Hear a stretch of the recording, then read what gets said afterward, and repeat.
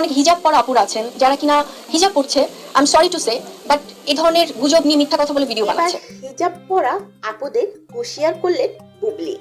সম্প্রতি এক অনুষ্ঠানে মা হওয়া গুঞ্জনে নানা আলোচনা ও সমালোচনা নিয়ে সাংবাদিকরা প্রশ্ন তুললে শবনম বুবলি বললেন, আমি ইদানিং দেখেছি মেয়েরাই মেয়েদেরকে বেশি পরিমাণে টল করে।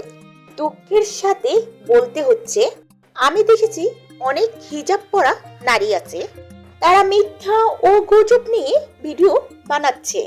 আমি মনে করি এটা আমাদের ইসলামকে অবমাননা করা, কারণ আমাদের ইসলামে গীবত করাকে সবচেয়ে বেশি জঘন্য কাজ বলে গণ্য করা হয়। এছাড়াও শিল্পীদের দেশের বাইরেও ছোট করা হচ্ছে।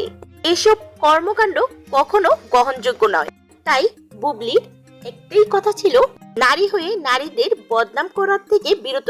নারী ক্রিয়েটর ইসলামকে অবমাননা করা, নানান ভাবে আজে বাজে ভাবে ভিডিও বানানো হচ্ছে। ভিউ ব্যবসা একটা ব্যাপার এসছে, ডলার ইনকাম করার। পজিটিভ কোনো কিছু বললে হয়তো বা তাদের ভিউজ হবে না। অনেক হিজাব পরা আপুরা আছেন যারা কিনা আমার মনে হয় যে কখনো আইনানুগ ব্যবস্থা নেয়নি, বাট এটা আসলে নেওয়া উচিত না। এই পয়েন্টগুলো আসলে খুব সুন্দর, কারণ আমার মনে হয় যে সাংবাদিক ভাই বোনেরা তো আমাদের পরিবারের মানুষ, তাদেরও হয়তো অনেক সময় তাদেরও গায়ে লাগে যে আপু কেন ব্যবস্থা নিচ্ছে না। I respect it, thank you so much ভাইয়া আপুর আপনারা যারা আছেন, কারণ আমাকে অনেক সময় অনেক কলিগরা আমার সাংবাদিক ভাই বোনেরাই বলেছে যে আপু আপনি ব্যবস্থা নেন। এভাবে সোশ্যাল মিডিয়াতে এত বুলিং, এত ট্রোলিং, এত মিথ্যা ভাবে অনেক কিছু গুজব সাজানো হয়।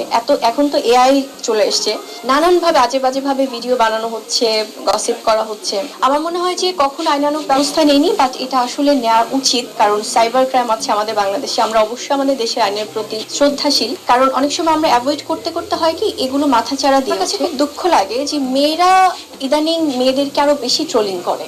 অনেক হিজাব পরা আপুরা আছেন যারা কিনা হিজাব পড়ছে, I am sorry to say, but এই ধরনের গুজব নিয়ে মিথ্যা কথা বলে ভিডিও বানাচ্ছে। তো আমার মনে হয় এটা আমাদের ইসলামকে অবমাননা করা, কারণ আমাদের ইসলামে কিন্তু গীবত করাকে সবচেয়ে বেশি জঘন্য কাজ বলে অভিহিত করা হয়। কারণ আমার মনে হয় এই ধরনের ব্যাপারগুলো বন্ধ হওয়া উচিত, এবং দেশের বাইরে যেভাবে আমাদের শিল্পীদেরকে ছোট করা হচ্ছে এটা কখনোই গ্রহণযোগ্য নয়।